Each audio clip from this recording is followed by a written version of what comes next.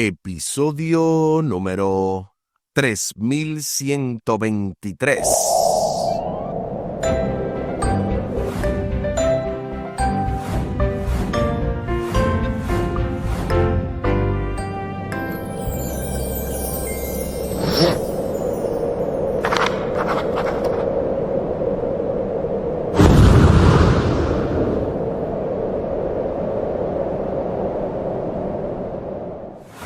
Saludos y bendiciones. Esto es Estudio Sistemático de la Biblia por la gracia de Dios y solo por la gracia de Dios. Estamos alcanzando hoy este martes 20 de mayo, la ley en nuestros corazones, avanzando en el marco de esta lección número 8 en los Salmos, primera parte, con el texto a memorizar de Apocalipsis capítulo 14 y el versículo 1.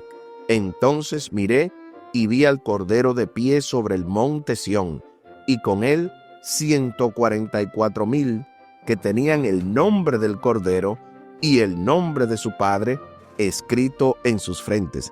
Apocalipsis capítulo 14 y el versículo 1. Esta semana hemos visto diversas lecciones. El pasado sábado domingo estuvimos viendo nuestro sumo sacerdote. Ayer lunes veíamos el tema en el monte Sión y para hoy martes la ley en nuestros corazones. Y es que con estas lecciones de todo este trimestre que hemos estado viendo de alusiones, imágenes y símbolos, cómo estudiar la profecía bíblica, es muy fácil el hecho de aprender, el hecho de seguir disfrutando de la palabra de Dios y de cómo interpretar correctamente los símbolos. Es muy común que en estos días hayan tanto extremos porque con el nombramiento del nuevo Papa, con situaciones que se dan, lo que está haciendo el presidente de los Estados Unidos, Donald Trump, hay muchas cosas que en el ambiente se prestan como para una persona que no esté bien afianzada en la Biblia, agarrar, hacer un video, empezar a dar interpretaciones así a lo loco. Pero qué bueno que nosotros no tenemos que seguir como dicen en República Dominicana, lo que dice Radio Bemba, sino lo que dice realmente la palabra de Dios, lo que está en la Biblia y no lo que alguien se invente por más lógica, porque de eso se trata. Ellos buscan una lógica, te sacan un texto de contexto, lo aplican para convertirlo en un pretexto y de esa manera te engañan. Pero qué bueno que nosotros estamos bien afianzados y vamos a seguir profundizando más en la santa palabra de Dios. Y para hoy también hay un comentario teológico del doctor y pastor Franklin Martí, quien nos va a dar también una especie de solidez aún más en todos estos estudios que estamos realizando. Al final del programa estaremos compartiendo la vía de contacto de este ministerio, Audios de Bendición con Omar Medina, y también el contacto de su servidor. Les invito para que hablemos con nuestro Dios en oración. Buen Dios y eterno Padre, gracias te damos por la oportunidad de estudiar tu palabra. Bendícenos, dirígenos, ayúdanos, oh Dios, para no ser llevado por todo viento de doctrina, sino estar afianzados en tu palabra. Ayúdanos a que esto se convierta en un estilo de vida, que podamos ir a la Biblia, que podamos orar y que podamos testificar para que nadie quite nuestro lugar del libro de la vida. Favores que te pedimos y te agradecemos, junto con el perdón de nuestros pecados, en el nombre de Jesús. Amén. Amén. La ley en nuestros corazones. Y definitivamente que este estudio nos muestra que el remanente reunido en Sión tiene un nombre escrito en la frente, el nombre del Padre y el del Cordero. Puesto que Jesús es la imagen misma del Padre, es dudoso que se trate de dos nombres diferentes. En las Escrituras, un nombre no representa una simple designación con lo que las personas se dirigen unos a otras, sino el carácter. Aún hoy, En muchas culturas se dice que una persona tiene un buen nombre cuando los demás opinan bien de su carácter. O sea, incluso dicen, es de buena familia, tiene abolengo, tiene una especie de solidez en lo que es el nombre de esa familia o el apellido. O sea, la gente relaciona nombre con carácter y eso obviamente ha permanecido a través de los años porque originalmente sí fue así. Los hebreos ponían nombres que tenían que ver con el carácter o con lo que ese padre o esa madre quería forjar en su hijo. A continuación se nos invita a leer Éxodo capítulo 33 del 18 al 23, el mismo libro de Éxodo capítulo 34 versículos 1 al 7 y también el libro de Salmos capítulo 119 versículo 55 para responder a la pregunta: cuando Moisés pidió ver la gloria de Dios, ¿cuál fue la respuesta divina? ¿Qué ocurrió luego cuando Dios proclamó su nombre ante Moisés en Éxodo capítulo 34 del 5 al 8? Así que vamos a leer todos esos textos a continuación. Acompáñame a la lectura de la santa palabra de Dios. Primero veamos lo que dice Éxodo capítulo 33, los versículos del 18 al 23. Él entonces dijo: te ruego que me muestres tu gloria. Y le respondió: yo haré pasar todo mi bien delante de tu rostro, y proclamaré el nombre de Jehová delante de ti. Y tendré misericordia del que tendré misericordia, y seré clemente para con el que seré clemente. Dijo más: no podrás ver mi rostro, porque no me verá el hombre y vivirá. Y dijo aún Jehová: he aquí un lugar junto a mí, y tú estarás sobre la peña. Y cuando pase mi gloria, yo te pondré una hendidura de la peña, y te cubriré con mi mano, hasta que yo haya pasado. Después apartaré mi mano, y verás mi espalda, mas no se verá mi rostro. Ahí está lo que dice Éxodo 33, del 18 al 23. Ahora veamos lo que dice Éxodo capítulo 34, los versículos del 1 al 7.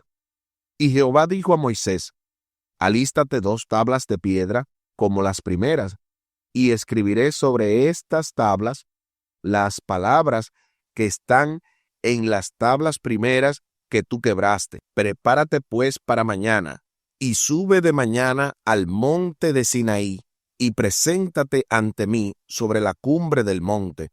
Y no suba hombre contigo, ni parezca alguno en todo el monte, ni ovejas, ni bueyes pascan delante del monte. Y Moisés alisó 2 tablas de piedra, como las primeras, y se levantó de mañana y subió al monte Sinaí, como le mandó Jehová, y llevó en su mano las 2 tablas de piedra. Y Jehová descendió en la nube, y estuvo allí con él, proclamando el nombre de Jehová. Y pasando Jehová por delante de él, proclamó: Jehová, Jehová, fuerte, misericordioso y piadoso, tardo para la ira, y grande en misericordia y verdad, que guarda misericordia a millares, que perdona la iniquidad, la rebelión y el pecado, y que de ningún modo tendrá por inocente al malvado, que visita la iniquidad de los padres sobre los hijos, y sobre los hijos de los hijos, hasta la 3ª y 4ª generación. Ahí está lo que dice Éxodo capítulo 34, del 1 al 7. Ahora veamos lo que dice Salmo 119, 55. Me acordaré en la noche de tu nombre, oh Jehová, y guardaré tu ley. Ahí está lo que dice Salmo capítulo 119, versículo 55. Ahora sí, respondamos a la pregunta: cuando Moisés pidió ver la gloria de Dios, ¿cuál fue la respuesta divina? ¿Qué ocurrió luego cuando Dios proclamó su nombre ante Moisés? Sobre esta pregunta aquí escribí: Dios mostró a Moisés su carácter compasivo, misericordioso, paciente y lleno de verdad y fidelidad, revelando su gloria mediante su carácter. Proclamar su nombre significó revelar estas cualidades divinas directamente a Moisés. Eso escribí yo.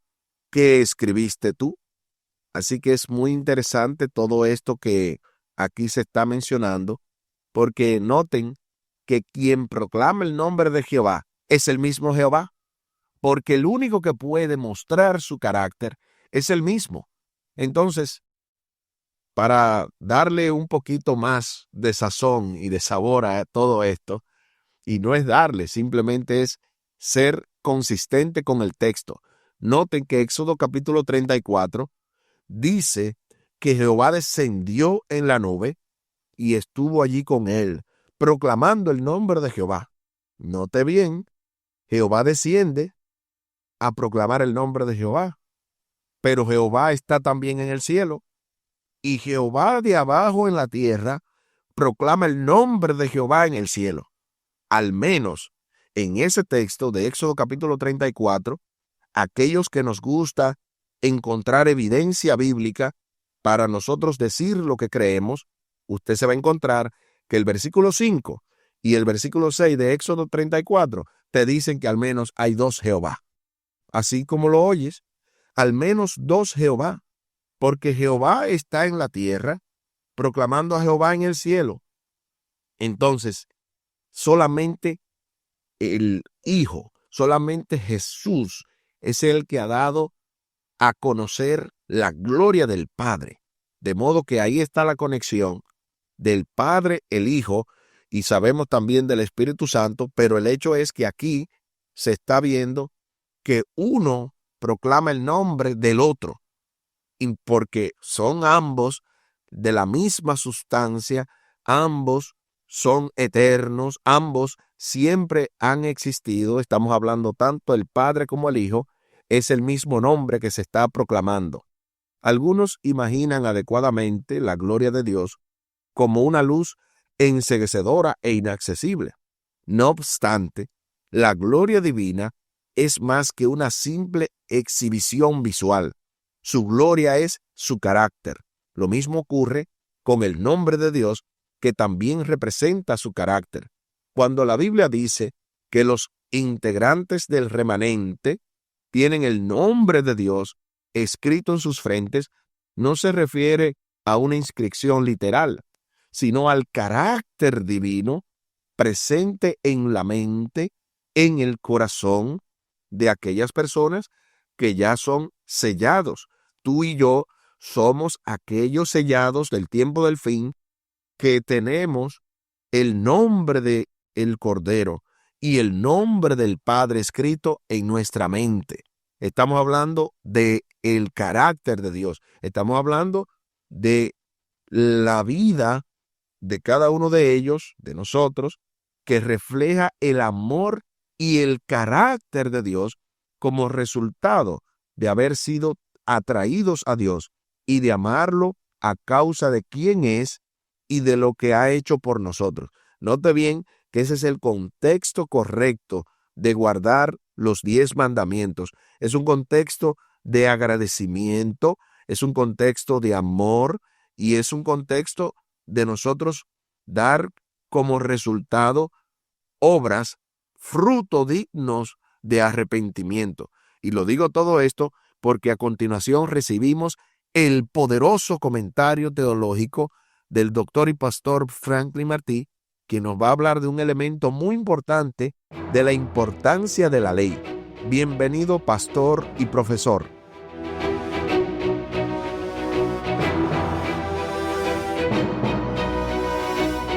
Con las exageraciones en que incurrió la Iglesia popular durante la Edad Media, llevó a Martín Lutero a que se fuera entonces a otro extremo. Es que tanto énfasis que se daban a los ritos y tradiciones para que el ser humano, el alma pecadora, la persona que se hallaba perdida, pudiera encontrar la salvación, que entonces Martín Lutero se opuso enteramente a todo lo que se llamaba ley. Y en este caso se opuso a la ley de Dios. De ahí que hoy en día estamos sufriendo, si así se puede decir, toda esta mala interpretación. Muchas personas, o la gran mayoría de los cristianos, hablan mal de la ley de Dios. Y si de alguna manera hablan bien, pues no la entienden o no la interpretan de la forma adecuada. Si bien es cierto que somos salvos por la fe y no por la ley, no es menos cierto que debemos guardarla. Lo que pasa es que la gran mayoría de los cristianos creen que guardando la ley están salvándose por las obras. Eso está lejos de una verdad o de la gran verdad. No somos salvos por la ley, no somos salvos por obra. Estamos claros que somos salvos por la fe, por la gracia de Dios que es en Cristo Jesús. La ley no la guardamos para salvarnos, la ley la guardamos porque amamos al que nos salvó. Así como guardamos cualquier ley en nuestro país, en una institución donde nosotros estamos o que pertenecemos a ella, así también Dios tiene su ley. Pero esa ley no es para salvarnos. Esa ley es simplemente para demostrar que nosotros lo amamos a Él. De paso, lo que Dios le dijo a Adán y a Eva en el huerto de Edén fue una ley. De todo árbol del huerto podrás comer, pero del árbol de la ciencia del bien y del mal no podrás comer, porque el día que de él comieras ciertamente morirás. Si Adán y Eva no comían de ese árbol, estaban guardando una ley, pero no se estaban salvando por guardar esa ley. Simplemente ellos estaban vivos o estarían vivos para siempre porque amaban a su Creador, a su Hacedor. Y esa ley la guardarían precisamente por amor a su Hacedor. Y no pudiéramos decir que ellos estaban salvos o vivos por guardar la ley, porque Dios nunca nos daría vida por guardar la ley. De todas maneras, nosotros como pecadores necesitamos mostrar a Dios nuestro amor, nuestra gratitud. Su salvación ha llegado a nosotros por gracia, sin que nosotros lo merezcamos. ¿Qué es lo que debemos hacer ahora? Estar dispuesto a hacer lo mejor que Dios nos pide.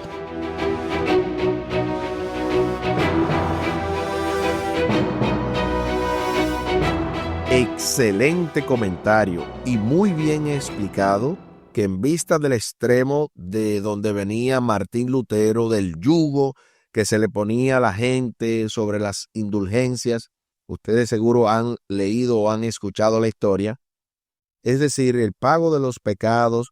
Es normal caer en un punto de no aceptar la ley de Dios porque está en un extremo de leyes humanas que se imponen diciendo que supuestamente es Dios el que te pide que pague las indulgencias, que pague por el perdón de los pecados, o sea, que viva por obras.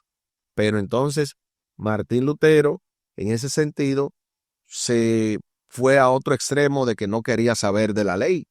Se parece a los que sufren de abuso, que luego se vuelven abusadores. O sea, no estamos culpando ni martirizando a Martín Lutero, sino diciendo que es normal en ese sentido caer en un extremo cuando la persona sufre de un abuso.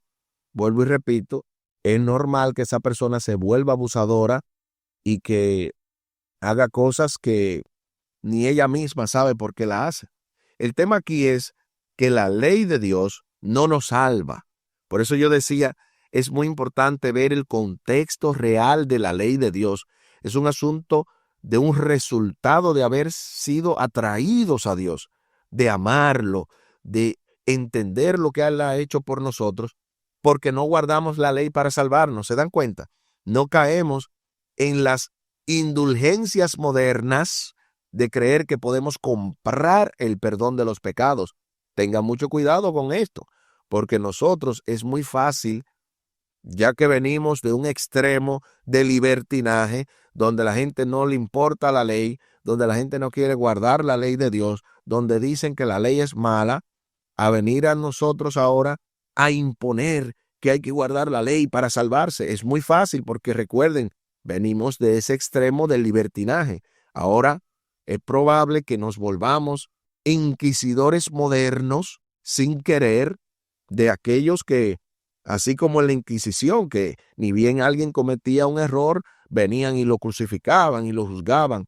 Tenemos que tener mucho cuidado de no caer en eso, porque venimos de ese extremo de donde se pisotea la ley de Dios abiertamente. Cuán interesante es también el hecho de que cuando Dios se describe a sí mismo ante Moisés, lo hace en el contexto de entregarle otra copia de los 10 mandamientos, una transcripción de su carácter. Del mismo modo, quienes tienen el nombre de Dios en sus frentes, en Apocalipsis 14, son los que guardan los mandamientos de Dios. Noten que esto está en el contexto del final del tiempo. Aquellos que dicen, no, que la ley fue clavada en la cruz, que la ley ya no hay que guardarla, están confundiendo qué tipo de ley fue que se clavó. Aquí está diciendo en Apocalipsis 14 que esos que siguen al Cordero donde quiera que va, esos que son parte de los 144,000 sellados, esos que están obedeciendo en ese sentido lo que Dios dice, esos obedecen los mandamientos. Esos están claros que son los mandamientos de Dios, porque recuerden las 3 leyes: la ley ceremonial, la ley de Moisés y la ley de Dios. Entonces, las leyes que se clavaron en la cruz no fueron las leyes divinas. Estamos hablando leyes ceremoniales, leyes rituales, leyes civiles de lo que sería la vida del antiguo Israel. Esas son leyes que hoy por hoy no se tienen que obedecer. De hecho, si usted quiere, usted puede seguir la circuncisión y no hay ningún problema. Dios no lo va a castigar por eso, pero no es una ley vigente. La ley que estamos hablando es la ley de los 10 mandamientos. Esa ley que fue proclamada en el monte Sinaí, que Dios le entregó a Moisés en tablas de piedra. Esa ley no fue clavada. ¿Cómo va a ser que Dios te dice que ya tú puedes matar, robar, adulterar, violar el sábado y todo eso? O sea, tengamos cuidado de no ser tan ingenuos en creer que nada más existía una ley. No existía una ley. Y eso lo repito siempre, porque yo no sé a quién le estoy hablando que puede estar en esa duda o que usted no sepa cómo explicarlo. Ya aquí tiene una herramienta de cómo explicar que los que guardan los mandamientos de Dios en el libro de Apocalipsis 14 son los salvados o los sellados del tiempo del fin. Nota lo que dice Hebreos en el capítulo 10, versículos 16 y 17. Este es el pacto que haré con ellos. Después de esos días, dice el Señor, pondré mis leyes en sus corazones y las grabaré en sus mentes, y nunca más me acordaré de sus pecados y transgresiones.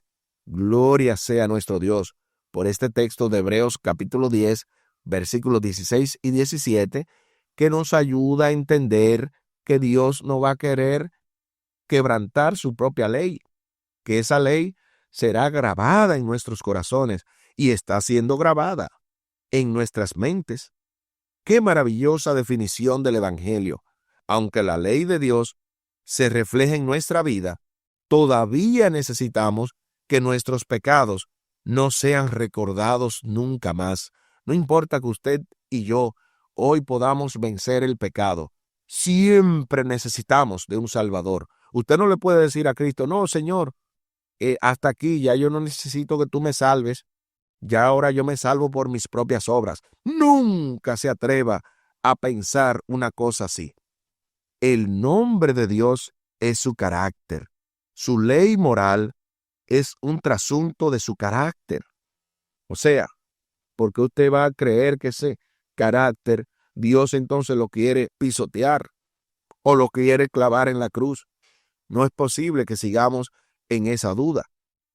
Y aquellos que se reúnen en el monte santo de Dios en los últimos días están imbuidos de un amor por Dios que se pone de manifiesto en la obediencia a su ley. Si somos salvos por la fe, se hace la pregunta final, y no por la ley, ¿cuál es entonces la importancia de la ley de Dios? Para eso se nos invita a leer 1 de Juan, capítulo 5 y el versículo 3. Noten lo que dice 1 de Juan, capítulo 5 y el versículo 3. Pues este es el amor a Dios, que guardemos sus mandamientos, y sus mandamientos no son gravosos. Gloria a nuestro Dios. Gloria al Cordero. Gloria al Espíritu Santo. ¿Qué texto más claro de poder entender esto? Yo creo que estamos preparados para responder a la pregunta. ¿Cuál es entonces la importancia de la ley de Dios? Aquí escribí: la ley sigue siendo esencial porque refleja el carácter de Dios y nuestro amor hacia Él. Obedecerla no nos salva, pero demuestra nuestra relación de amor con Dios y nuestro deseo sincero de vivir conforme a su voluntad. Eso escribí yo. ¿Qué escribiste tú? Aquí el tiempo se acabó.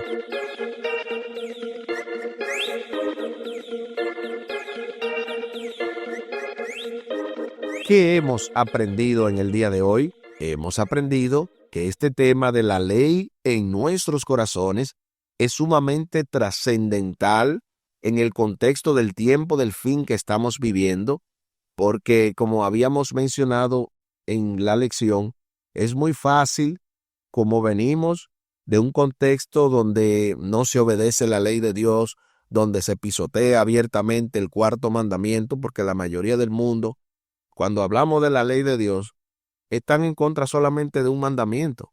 Todos los demás, la gente no está en contra. La gente está de acuerdo que debemos honrar padre y madre, amar a Dios sobre todas las cosas. Sí hay muchos que no siguen el asunto de las imágenes porque siguen adorando imágenes, pero, ¿verdad? Fuera de ese mandamiento que también se pisotea, el mandamiento que más la gente está en contra es el sábado. Así que es normal que venimos de un contexto donde la gente no guarda el sábado y ahora queremos de alguna manera promover que sí se guarde, pero tenemos que tener cuidado de que al promover que sí se obedezca, nosotros no seamos jueces, no empecemos a juzgar o a creer, por otro lado, que nos salvamos por guardar el sábado o por obedecer cualquiera de los 10 mandamientos. No, nos salvamos en función de lo que hizo Cristo. Y obedecer los mandamientos, hemos visto, es un asunto que Dios pone en nuestros corazones, porque nos transforma de gloria en gloria en la misma imagen como por el Espíritu del Señor, como dice 2 Corintios 3:18, para que nosotros podamos obedecer sus mandamientos y sea parte de nuestro carácter, que el carácter de Dios sea también el carácter de cada uno de nosotros. Les invito para que hablemos con nuestro Dios en oración. Buen Dios y eterno Padre, gracias te damos porque en esta lección hemos visto profundamente que en tu palabra necesitamos seguir viendo el balance perfecto tuyo. Ayúdanos a obedecer la ley, no para salvarnos, sino porque ya somos salvos. Ayúdanos también a luchar cada día por amar a los demás, por tener este cuidado de no juzgarlo, de no caer en un asunto del legalismo, viendo que este mundo no sigue la ley, viendo que este mundo es extremadamente liberal. Ayúdanos a tener cuidado de no caer en un extremo del legalismo, queriendo no ser liberales. Ayúdanos a tener ese balance perfecto de amarte, pero también de obedecerte, de modo que todo esto sea un estilo de vida. Favores que te pedimos y te agradecemos por los méritos sagrados de Cristo Jesús. Amén Amén. Espere con la ayuda de nuestro Dios para este miércoles 21 de mayo, Salmo capítulo 5.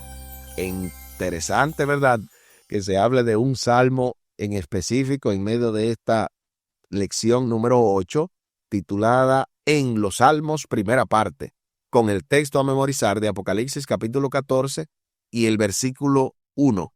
Entonces miré y vi al Cordero de pie sobre el monte Sión, y con él 144,000 que tenían el nombre del Cordero y el nombre de su Padre escrito en sus frentes.